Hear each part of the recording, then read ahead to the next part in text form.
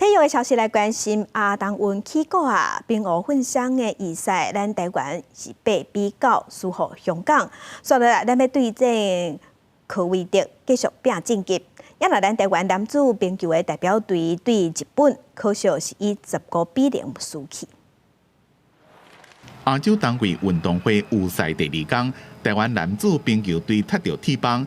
面对金牌大联盟日本队强烈的攻势，敢若拢无在调，和对手逼出61变下正，第20局落8分。比赛结束，咱0比15输给日本，经历过一场震撼教育。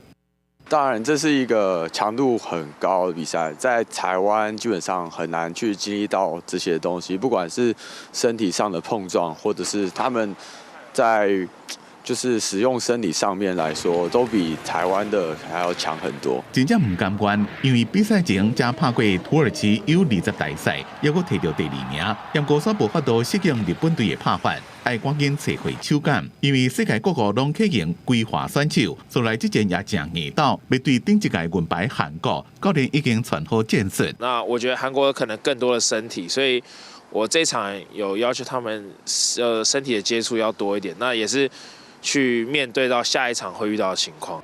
在冰湖混双预赛，台湾是派12选加老比赛代表出赛，不过尾8比9输给香港。